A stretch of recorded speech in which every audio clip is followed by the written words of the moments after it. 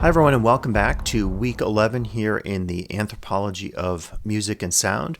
So, this is our capstone final week in the class, and it's a great opportunity to reflect on some directions forward and to also provide some important reminders just about finishing out your final projects in the class. So, as you know by now, the projects are due very soon, so I really encourage you to finish up the work.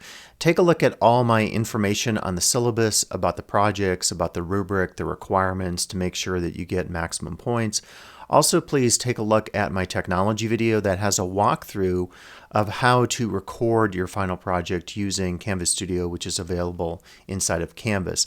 If any questions or concerns come up, you really do need to reach out to me now and make sure that you get those solved so that your projects are of really high caliber. And just keep that in mind. So this week we have a slew of different ideas to talk about. We'll talk about, in no particular order here, musical and sonic futures, the future of anthropology and ethnomusicology, applied ethnomusicology, looking at the global picture, which really ties with the idea of the Anthropocene, or this human era in which humans have had a negative impact on the world, on other species, on all the environments out there, and how this might be connected to music and sonic ideas. And then music and sound beyond this world. What would music sound like, hypothetically, if we could imagine other species out there in the universe, so-called alien species? What would their music and sound appear to us? How would we perceive it? How would they perceive us? There's a lot of questions, for example, about sending spacecraft into space and then having particular musical or sonic instances from the Earth, such as on the Voyager devices, and how those sort of communicate something about us that's unique to our species as Homo sapiens here on planet Earth. So we'll get into a lot of ideas and kind of end with this futuristic projection of trying to predict what the future of all this stuff that we've been talking about might look like, what it might sound like, how it might appear to us in terms of our perception. So I certainly encourage you this week in your discussions to really tackle some of these hypothetical ideas about what the futures might hold for us. So one topic we can talk about is applied ethnomusicology. So applied ethnomusicology refers to the study of music that puts it in an applied, practical focus or context. A lot of folks in the social sciences often talk about moving beyond the theoretical and moving into what we call praxis or practice. So actual practical applications of the things that we've been learning, as opposed to just writing and studying and doing more theoretical ruminations on the world. You can actually look here at the Society for Ethnomusicology webpage. I've included that in this week's readings and media for you. And as you can see here, the focus in applied ethnomusicology can be on issues like education, cultural policy, conflict resolution, medicine, arts programming, and community music. So anything that might have an applied focus could really fit into this idea of applied ethnomusicology. And a little bit later, we'll talk about the readings and media for this week in one big piece so that we get a sense of what exactly you might consider here in terms of applied ethnomusicology. We can also talk about more generally the future of ethnomusicology and anthropology. I've given you one chapter that gives you a sense of how I was trying to look at the future in some context, and you can check that out in the readings this week. I think these are some general issues we might think about as far as where we're looking next. And some of this is really combining the focus of cultural anthropology. As you know, in this class, we've been looking at music, but really connecting it to cultural anthropology and looking at these two as a piece in terms of understanding these worlds that we've been considering. As I've been talking about, I think we'll see more work in applied or practical contexts and settings, and more emphasis on advocacy, on being advocates for whatever issues and contexts that we're studying in the world in terms of music and sound. Secondly, I think we'll see a focus on issues of social change, as we'll talk about with the Anthropocene today. When we note something happening in the world, when we see the depletion of our ecosystems, when we see species dying out, are there roles for anthropologists and ethnomusicologists? And I would say certainly that is the case. And by the way, going back to advocacy, we've talked about in previous weeks the idea of the decolonization of sound archives, giving sound archives back to the rightful owners, if you will, not unlike NAGPRA, the Native North American Grave Repatriation Act that we see in archaeology. We can think about sound in the same sense and music in the same sense. So social change, focusing on context of trying to help others and improve the world and help other species, as we'll talk about later with this idea of maybe moving beyond this strict dichotomy between culture and nature. We'll see more emphasis on politics as we discussed in our week on music and politics. We will certainly see this in the context of musicians and sound artists out there trying to really use their unique aesthetic and sonic and technological media approaches to emphasize this focus here on this last area, social justice. And two areas I find particularly interesting here on the right are consumerism and social justice, and I shared a short article or chapter I wrote for you on that context. And then also, again, the continuation to focus on music and politics.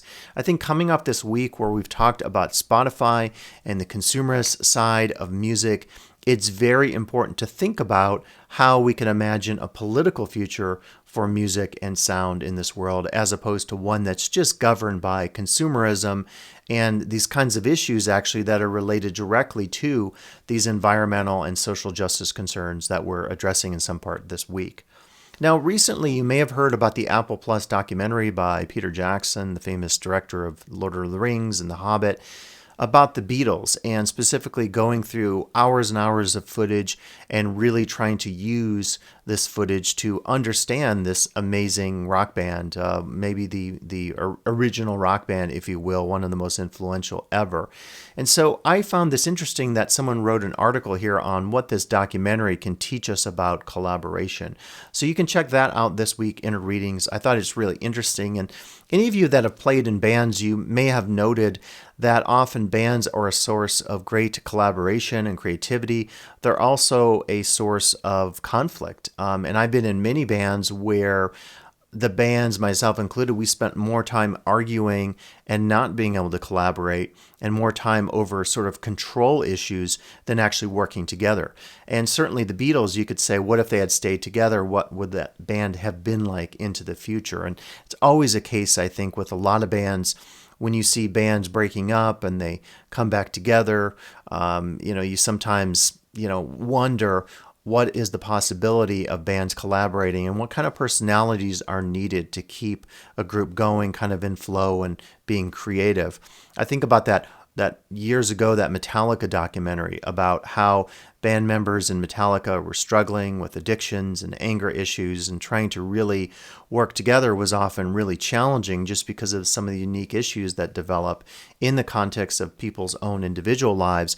And then, of course, people coming together and trying to collaborate, it can be very challenging many times when you have all those different personalities. So encourage you to look at this week if you're interested in the issue of music and sound and collaboration. I also was checking out a recent documentary for the Bill Simmons Music Box series, and I think it's a pretty good series you could check out on HBO. I recently watched the Jagged documentary on Jagged Little Pill and Alanis Morissette, and I was just reminded of how brilliant that era of music was, and the politics and the gender issues that Alanis Morissette brought out.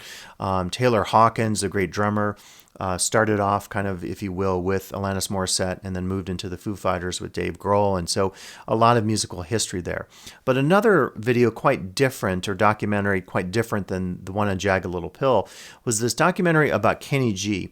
And Kenny G, you might know, is kind of an originator of smooth jazz, and he's actually interviewed in this documentary. I think he's somewhat gracious in it because a lot of people, of course, hate the music of Kenny G, and he's the greatest all-time worldwide selling instrumentalist.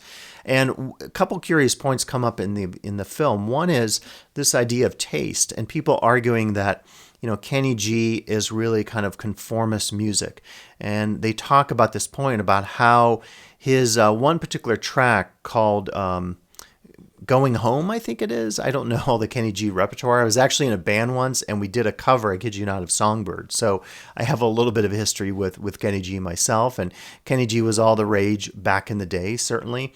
But this issue of taste is kind of interesting because a lot of people from the world of sociology, like Herbert Gans, would say that we can't really come to a definition of what's good and bad music or good or bad art. It's just impossible, really, and we should sort of avoid questions about taste. Yet, in our world these days, a lot of people have questions about taste. You hear a band like Maroon 5, and a lot of people say, like, Maroon 5 is not good music, but what kind of determinations are made when people make those statements? And I think Kenny G is case in point of this about taste and the challenge of trying to define what is good or bad music.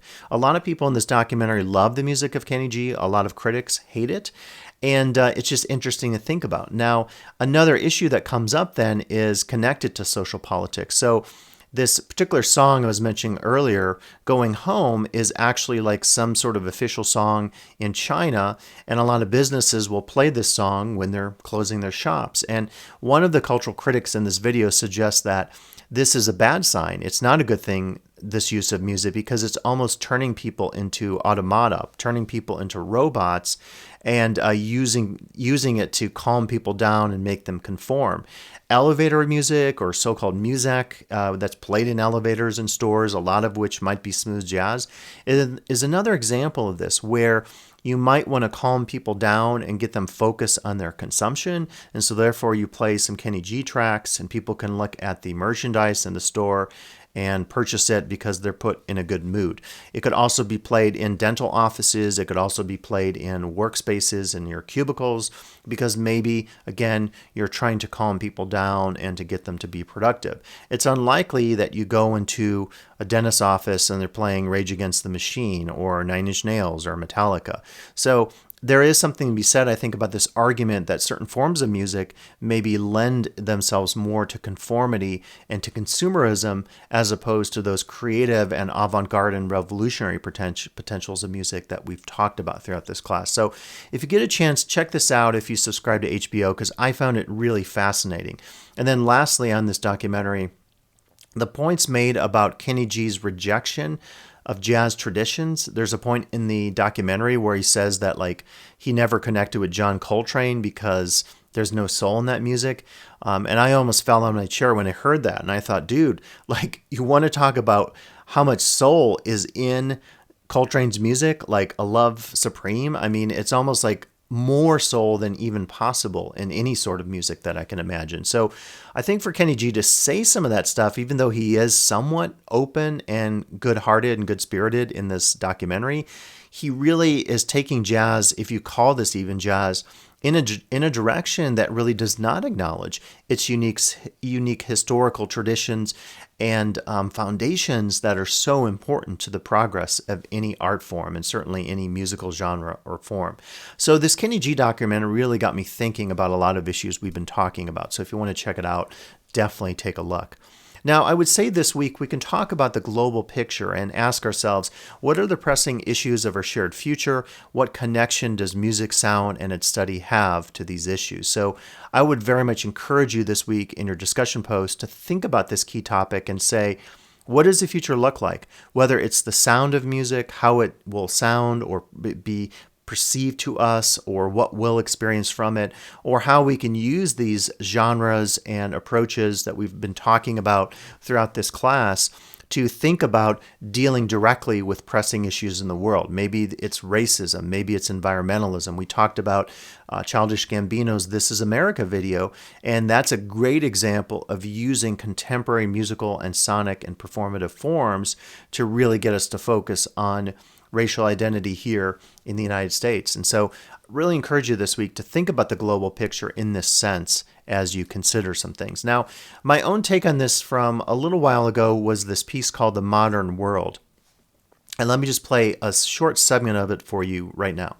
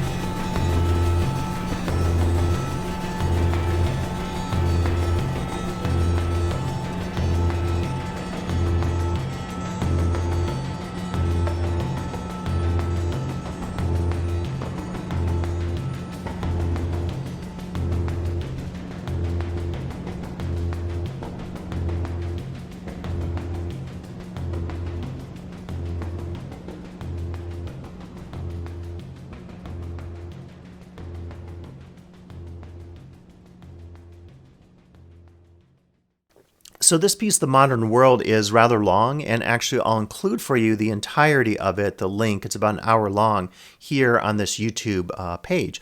Now, when I wrote this, I used collected videos from a stock video source, and I specifically wanted to do that to kind of give it a sense of consistency. So in the beginning, for example, you see a lot of images or videos of mannequins. Later, it goes through kind of shopping scenarios, people in stores buying things, kind of perspectives of people going through, Walmart and box stores, and then kind of ending on environmentalism and talking about alienation, destruction of the planet. So it's a piece I wrote that I think visually really connects to some of these topics we're talking about this week in terms of the global picture, in terms of social politics, environmentalism, the Anthropocene, as we'll talk about later. I specifically used a device called the Folktech Mescaline to create this piece. Much of it. It also includes my Eurorack here. And the Folktech Mescaline is actually a really interesting device. It uses these breadboard cables, and it's actually missing the third block of the musical instrument. It's actually in my Eurorack case because I was recording a piece you'll hear this week using this. So it has 3 modules. It has a drone module here. This has capacitive touch pads, and you play these various drones, and you can also trigger them through these patch boards. Man, is this dirty. I need to dust it off. It also has a sequencer on the top that has various trigger and gate signals, and you can do a lot with the clock sources to control, if you will, the rhythm of the sound. And the piece that's over there is a percussive / bass synth device that creates some very interesting tones. And I've been using devices like these because for me they create a real unique possibility to expand kind of the traditional sounds of synthesizers. It allows me to create some clicky and drone sounds and really noisy sounds. We talked about noise in previous weeks, so this is also kind of a continuation of that theme. So as you listen to that piece, you probably get a sense of just some of the uniqueness of the sound. Now, next, I just want to include here a little reflection then on a recent piece I did this week using some of the Folktech gear, including the Folktech Matter and the Folktech Conduit. And I really wanted to do something more rhythmic this week with kind of percussion as an approach here to a sonic exploration. So let me jump into that video segment now.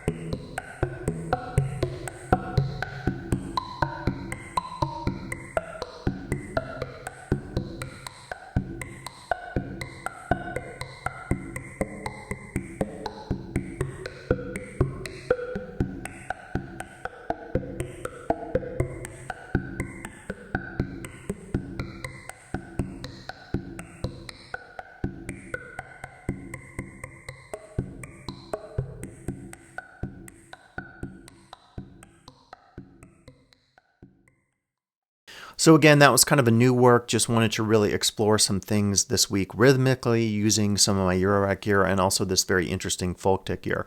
For me going into the future, I think my own musical traditions will be to continue to maintain kind of a creative approach on sound, on music. A lot of that involves, I just recently sold a ton of gear. I sell a lot of gear on reverb.com because over time, I think my taste changes and some of the modules that I use change and become irrelevant, or I get new modules and that necessitates maybe freeing up space in my cases, and then I sell modules to buy new modules. So it's a way really to kind of almost approach it through the vintage thrift shop approach, trying to buy vintage gear and sell vintage gear to continue to maintain that sort of creative focus and avant-garde edge that maybe is possible if I continue to up my game in terms of doing sound and music here. So I also want to talk about this week the Anthropocene and the focus on music and sound. And again, the Anthropocene is an era of human inhabitation of the planet, not like the Holocene, unlike the Holocene or the Pleistocene, in which we're talking about an era of geology, but this is an epoch in which humans have had a negative impact on the planet. And so I specifically want you to think about this week kind of the context of environmentalism and degradation of the planet and overconsumption, but also tie that to music and sonical explorations. We'll talk about in just a second all of the media and readings that will allow you to consider some of the unique ways in which sound and music play a part maybe in engaging with some of these issues, including these projects where people say if certain species are dying out or ecosystems are dying out, and you can hear the sound or the musical identities, if you will, of the degradation of the planet, of the destruction of the rainforests. You can project that through musical and sonic explorations. And I think that's a unique way that anthropologists and ethnomusicologists and sonic artists and explorers of the world through music can have a role in possibly reversing the course here of the Anthropocene that we've been talking about here this week. Now, when we think about this in the context of music and sound, I was trying to think through this, and you could add to your own ideas about this, but I was thinking you could, again, have the actual sounds of environmental destruction. So if there's a logging operation going on and you can sonically explore that or represent that even audio-visually by bringing in video, that's one way to draw attention to the plight of the world. Silence can be another context of this, as can noise when we talk about noise pollution in cities or noise taking over pristine environmental regions of the world that were maybe once dominated by the sounds of so-called nature. And we'll talk about nature here in a second as maybe something we need to deconstruct in terms of this dichotomy between nature and culture. We can also imagine political music. So a lot of the artists in the world who really want us to be concerned about overconsumption, to be concerned about the environment, to be concerned about racism, as we talked about with the This Is America video a couple weeks back, really highlight the important roles that music and sound play in having political advocacy on the table, in front of our eyes, raising our consciousness. Because we all love music, presumably, it's a form that we can use like all the arts out there, including visual arts and film and dance and all the various arts we can think of. It's a way to really evocatively get people to think about pressing issues, and thus political music is really key to consider this week. Multimedia is also incredibly important. We know that sound and music do not exist in a vacuum. They operate, as we talked about in the weeks discussing sound art. We can imagine opportunities to combine the use of sound in a space or music with video, using all the advantages that we have of multimedia, and even getting into, we haven't talked a lot about in this class, video games. And it's really an opportunity to think about how multimedia can play a role in this future that we are imagining or talking about, considering this week. And then also interspecies experiments. So can you imagine ways to communicate with dolphins? Or whale music has been the conversation of a lot of people in musical worlds, as have the sounds and songs of birds. So can you imagine interspecies experiments and collaborations where we could actually co-create music with other non-human species out there, including maybe getting into the world, as we'll talk about this week, AI and artificial intelligence. Now, anthropologists, including Philippe Descola, have talked about this idea of trying to break down the strict dichotomy between humans as culture and all the other species out there as being part of nature. And this is probably pretty important if we want to move beyond an anthropocentric approach to the world, which is a human-centered world, to a more sort of co-species version of the world as it's shared by all these species, and we don't see humans as dominating the world and dominating all the other species. There is a possibility of thinking about ways of transforming this world before we destroy it. And certainly we're thinking about now this issue of climate change and deforestation and global warming and carbon footprints and all this kind of stuff as really the key issue of our time, along with some of the social justice issues, including racism and genocide, that continues, I think, to be a major concern for so many of us in the world. We can also think about musical and sonic futures. And so for this section, I'm encouraging you to think about how can we imagine what the future of music and sound will appear to us? How will we perceive it? What will it look like? What kind of new genres can we explore? What new technologies and collaborations might be imagined? So I made a list of my own here. You can certainly add to this. This is not an exclusive list. I think there are many other ideas out there that we can consider this week. So one is spatialization, and this kind of ties into my interest with theme spaces and music and sound. And specifically, I'm thinking about the interplay of sound in space, whether that is personal space like our home offices. It could be wearing earbuds, walking on the street. It could also be, of course, going into a store or into a theater or musical venue and perceiving it in new ways just because of new technologies or approaches to space. Very recently, I was in Las Vegas and I had a chance to drive by the new upcoming MSG Sphere, which is just behind the Venetian. And I think they just topped this off and they're going to spend the better part of over a year. I think 2023 it might open, so well over a year from now. And this is going to be a revolutionary concert and performance venue. So if you can imagine the space, the interior and exterior both have full video projection. The quality of this projection, at least on the interior that I've read the specs of, is about 100 times greater quality than our best high-definition TVs. So you're going to have this incredible, entirely immersive sphere. You'll be sitting in the audience there looking at all this movement, and the video will just blow you away in terms of what you'll be able to perceive. The sound itself is incredibly revolutionary, so they're going to be able to project sound in such a way, almost like using sonic cannons, targeting sound almost like a light, such that different people in different sections can hear different things. I don't know if any of that is included in here, but it's pretty amazing. So what they're going to be doing with this is totally phenomenal. I also heard they're going to have haptics.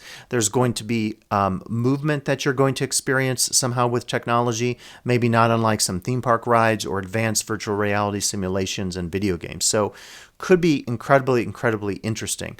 Speaking of video games and new immersive spaces, also when I was in Las Vegas recently, I had a chance to go finally to Area 15, which is a very unique immersive space in Las Vegas. And it's super unique because all the focus there is on context of immersion. A lot of influence, as you can see in the photos here, from, I would say, the worlds of Burning Man, the 1960s, psychedelia, and so forth. Very, very unique and interesting space. And very specifically, I had a chance to tour a space called, you're seeing it here, Omega Mart. And this is a, if you will, shopping experience that's turned on its head. It's turned into an art piece. There's all sorts of discovery that goes on in this space. You explore all these unique art installations. There's a lot of direct critique of consumer society. So there are a lot of products in the store that poke fun at the fact that we are destroying the planet. There is a lot of, as I said, sense of discovery that you experience as you walk through the spaces and you try to find secret portals. And then I don't want to give too much away, but as you walk through the store, you discover new dimensions, if you will, and new spaces. And so I found this to be incredibly interesting. It is just so well done and so thought out conceptually. And it's not everyone's cup of tea. I've actually read some critiques of it, and some people have said that they think it's absolutely ridiculous in terms of the focus because they don't get the jokes or whatever. But I thought it was absolutely brilliant.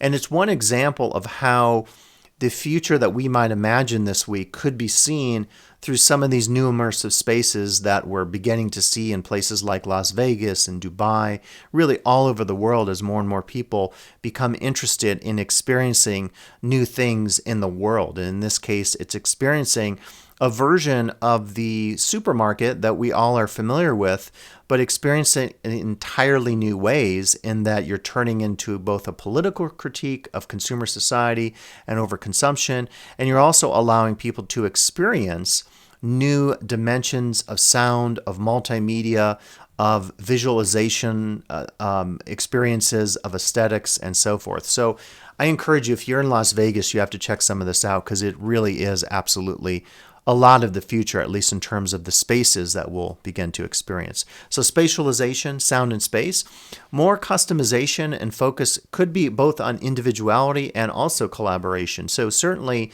when you think about people wearing earbuds, it is really all about the inner experience of sound. And I even suggest later we could begin to see neural implants. Folks like Elon Musk are imagining this future where we have more hybridity between humans and AI and technology, almost like cybernetic possibilities of the world of William Gibson that he imagines in Neuromancer and other fictional works. So some of this experience could be individually focused, as we all have our trying to find my phone here, but I just got the new iPhone because our old iPhones, my wife and I, they're obsolete now. So we were forced to upgrade because our 3G network is no longer going to work in January. So some of this is being pushed, of course, by the consumer world and technological world. If Apple introduces a new, as they did recently, a new sonic approach for music and for listening and experiencing sound and music, part of that is great, and it's a technological advance, but is it also being driven by the likes of Tim Cook and Apple, or Elon Musk, or all these other big folks who are running corporations and basically determining the future for us? So might appear to us that we have like things focused on our identities and our needs and our values and concerns, but is that just a ruse, to go back to Omega Mart, to say we're not really individuals, we're being deceived by the consumer world, not unlike the critiques of the Frankfurt School way back in the 1960s onward, as they talked about how it appeared that certain forms in our consumer society were focused on us and we could experience an authentic life. In reality, we were being duped. And you actually read Adorno's piece on jazz, possibly sometime back in previous weeks. So a lot to think about here in terms of this sonic and musical future via customization and individualism. We can also imagine greater collectivity and focus on groups and collaboration. There's a lot of emphasis in today's day and age on using new technologies to allow people to jam in real time. You know, there's a big issue of what we call latency. So if I'm playing a keyboard here in my studio and I'm playing with another musician, because we're not able to experience like full audio and video in real time without a little lag, we get into latency, and thus we have to try to sync our devices together. So there are new technologies with us now and more on the horizon that will maybe allow for more real-time collaboration, and that I see as a great opportunity for people maybe to co-create beats or performances on their sonic devices, on their phones, in their studios, using video and audio and so forth. So opportunities for both seeing this through the lens of the individual and also the lens of the group or the collective entity. We can, of course, imagine, as I mentioned with MSG Sphere, multimedia explorations in the future. A lot of this might happen in immersive spaces via video games and experiences of virtual reality that take you into new dimensions. I've experienced some of these. They're totally amazing. When you're fully immersed, wearing a bodysuit, wearing Oculus glasses, hearing three-dimensional sound, having the ability to touch, having sensors on your body. So if you're playing a video game and you get shot, you can feel that on your body. It takes you into new realms of perception. So certainly I would argue that a lot of this will head into the direction of multimedia. We can also imagine the focus on AI or artificial intelligence, as we talked about. We're certainly there in terms of beginning to create unique compositions, as we've looked at in previous weeks, using artificial intelligence. Whether this is a good or a bad thing, a lot of people fear that this will end the role of the artist in society because artificial intelligence will take over. It's happening in the world of visual arts. You can actually buy paintings created by computers if that's your thing. I think the question becomes, how do we use this AI? Maybe it's to reduce some of the tedious work that we have to do. If I don't love mixing tracks, or if I don't love taking noise out of my tracks, doing compression, whatever, maybe I can have the computer do that. I tell it what to do, and I focus on the creative stuff that really excites me as opposed to the mundane stuff. So if it frees us from some of that mundaneness, from focusing our time on things we don't want to do, and allowing us to push our art forward in the creative senses and the avant-garde senses, as we've been talking about, that could be a great use of AI.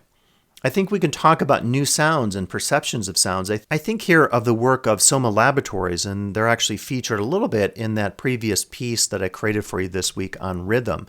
They have a device called the Ether, and the Ether is sort of like an anti-radio. So they make the point that when you're in the world and you experience radio, radio is filtering out unwanted frequencies or sounds. So they tried to create this device that allows you to perceive the electromagnetic landscape around you. So it's a very interesting conceptual project. And I would encourage you to think about this. In other words, how can we use technology out there to gain new perceptions of sound? Maybe there are sounds going on right now in this environment that I'm not hearing, and I have a new device, and that device allows me to hear those sounds. It could be the sounds of other species. It could be the sounds of the world dying, as we're talking about with the Anthropocene.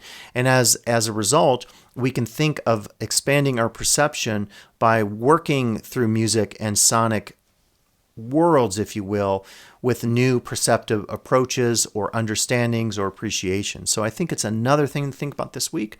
We can tie that, actually, let me skip one here, to technology. Again, people have talked about neural implants. Can you imagine if right now you could just think about something and you could actually hear that sound being played in your head? It's not actually being played through speakers, but it's happening inside of your head, and you're perceiving that through new technologies, through implants. It's another possibility to think about. Sounds very futuristic, but that's kind of where we're at this week. And then lastly is genre blurring. I think we might see examples of more and more musical forms combining. If you listen to certain groups, I'm thinking years ago of like Arcade Fire, you start to say like, well, what genre is that exactly? We're not really aware of it, what we can call it. Going back to Alanis Morissette from the 90s, when a lot of our music came out, people were saying like, what exactly is this? It's very different. How can we classify this? Is it folk music? Is it pop? Is it hard rock? Is it rock? And so blurring of genres, as we talked about in previous weeks, and maybe even doing away with our notion, with our conceptual, even existential category of genres might be interesting to think about. So as you consider musical and sonic futures this week, please add to this list, add to the discussion board. I think it'd be a great opportunity for us to really critically talk about what the musical and sonic future might look like, sound like, how we might perceive it, how it might be a world of multiple media and technological and even aesthetic forms to think about. Now, what about ending on music and sound beyond this world? So I think it's very interesting to think about the focus often that we see in music connecting to, say, extraterrestrials. And let me play for you now a little excerpt from this long piece I started with a colleague. We're actually working on a film as we speak now. I'm doing the music for it. He's doing the direction and the visuals. And years ago, we were working on something, an idea I had called Alien Syndrome. I was kind of fascinated with aliens. You might recall in my rock opera I did back in the day, there was an alien figure in there. There was a lot of focus on aliens. And actually that comes from, just to give you kind of my own connection to this, there is an old album by Rick Wakeman, the great keyboardist, progressive rock keyboardist, former member of Yes, and it's called No Earthly Connection.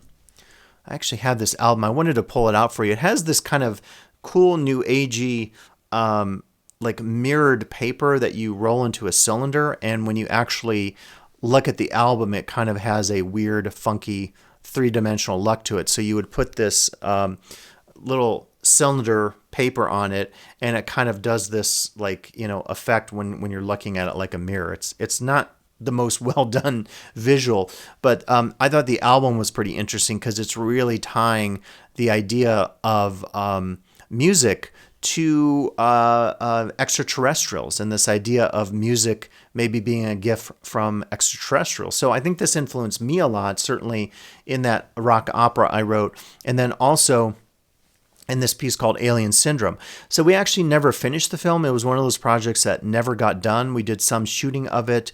We did some of the music. And what I tried to do then years later was I took stock video clips and I took kind of the best selections from this, and I just numbered these individually. And then I included these as little clips kind of that tried to focus on these extraterrestrial issues that I tried to create through music and also these visuals. So let me just play a short sample of that for you.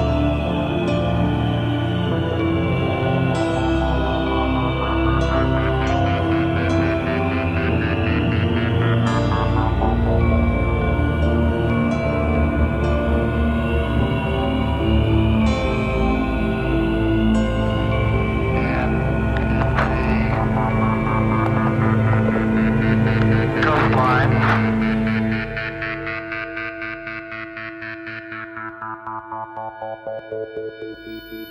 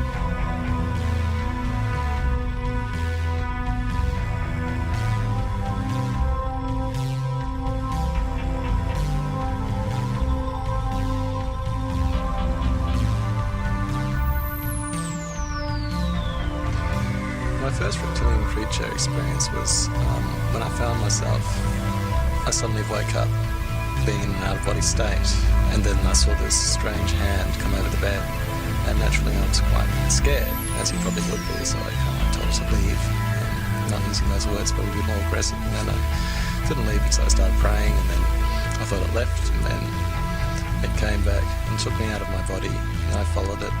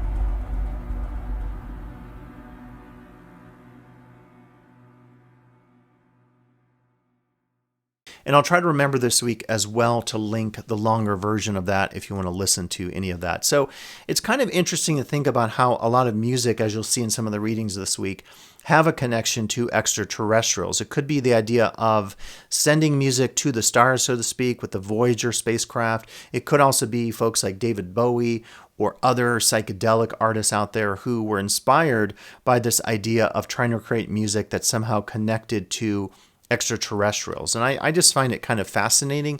And I would say it's somewhat a future this week to think about, because that might be the next future of music, is if we come in contact with alien species out there, if they exist, they come in contact with us, could we use music and sound as a way of communication, as a way of expressing basic human perceptions or values or emotions? You think about going back years ago to that iconic movie Close Encounters of the Third Kind, and how playing those sounds on the keyboard with the alien spacecraft really allowed for a form of communication. And I think that's an interesting metaphor for thinking about what this future might look like if we make contact with aliens. Could sound be and music be a part of that communication and possible peace offering, if you will, not to sound too new agey, but peace offering, say, or communication form between these different extraterrestrial species? I know it's a little new agey and crazy, but that's kind of where we're ending this week, because I think that really is a part of this future. And that's kind of some of the selections I've also given to you this week. And speaking of that, let's jump then to the additional readings and media for this week. I think you'll find a lot of provocative opportunities to consider some of these issues I've been talking about. So just going down here, what I'd recommend is just look at the topic. So I mentioned that Beatles documentary, so music and collaboration, music and sonic futures. So predictions, not unlike that list I gave to you about what the future of music and sound might appear to us as, how we might perceive it, including the connection to the Anthropocene, the futures of ethnomusicology and anthropology. So I've actually given you two of my pieces I mentioned here in this lecture today, so check both of those out. Applied ethnomusicology, so I've given you some of those readings. The global picture specific to ethnomusicology, so check out all these articles. Again, choose your favorite ones and focus on these for your text or your open discussion posts. The Anthropocene and music and sound, so a lot of interesting stuff to discover here. I've given you both the foundational work that gives you the theory behind what the Anthropocene is and how anthropology is connected to it, and then also the very specific musical and sonic focus of it, including experiments about trying to, again, imagine what the world might sound like if we were to imagine it through this lens of the Anthropocene. And then we also were talking about then this kind of music and sound beyond this world. So check out any of those articles I mentioned. Do you think it's true that if aliens exist, they would prefer Bach over Foo Fighters? Why might that case be made or not made? So those are the readings for this week for you to check out. And then we also have the media selections. You can always expand on this and find your own selections, and please post these if you discover any. So I'm not going to go through all these, but you'll see just the topic, and then you can click on these things like noise pollution. Donna Haraway's provocative talk I thought would be interesting. The Uncertain Four Seasons was an experiment focused on the Anthropocene. What will the future sound like if we don't act now on climate change? Experienced 14 orchestras from around the world performing local variations of the Uncertain Four Seasons. And you can click on this and experience all the performances from around the world. And I thought this was kind of cool because it's really trying to get us to think about how we can co-imagine a future maybe that avoids this environmental destruction that we're talking about here in terms of the Anthropocene. So pretty interesting stuff to consider there and to look at. Culture and sustainability, a few theoretical videos here, lectures on what the Anthropocene is going to be like, or how we can imagine it, and maybe how we can avoid it. So certainly a lot to consider this week, both in terms of the readings and the media. And again, I would say this week to really think about what the most provocative topics or concerns or interests are for you this week, and to really run with those. If you want to take this in other directions, again, this is not an exclusive consideration of these topics I've given you for this week. As we imagine the future, I think it's a possibility of thinking optimistically and pessimistically about what that future will look like in terms of music and sound. So it's been a real pleasure this quarter working with all of you. The class has been somewhat experimental. That's kind of just my focus. So hopefully some of that uncertainty and some of the gray areas that I didn't define and left open to your interpretations made sense to you, or at least led you into new possibilities of thinking about this future that we're considering this week in terms of the anthropology of music and sound. I hope you get a chance to explore more in your own worlds, whether that's considering more about music and sound, making your own music and sonic explorations as I've been doing throughout this quarter. Hopefully you've enjoyed some of those experiments. It's been really fun combining my expertise as a cultural anthropologist, my background working in ethnomusicology, and then also my work as a performer and a music composer and electronic artist. So it's been really exciting for me to kind of bring those worlds together in some ways here through this class as I've been thinking through issues along with all of you this term. Again, good luck on your projects. Good luck on finishing out this class, on doing your final discussion posts, and in doing your own explorations into the future. I really encourage you, again, if you didn't get through all those readings, which I totally understand because I know there were a ton, I really see those as an archive as well as these clips. So save a copy of the syllabus, download all those readings if you want in a local folder on your computer for future reference, because I think there's a great opportunity to explore some issues on your own in the future. Hopefully get a chance to take some additional anthropology classes or classes focused on music and sound in the future. So good luck this week, finishing up your projects, talking about the futures of music and sound and anthropology and ethnomusicology. It's been a pleasure teaching all of you this quarter, and good luck in your futures, and hopefully you'll get a chance to really consider some of these issues beyond the theoretical topics and foci that we've talked about here in this class, the anthropology of music and sound. So thanks for listening, and good luck with everything.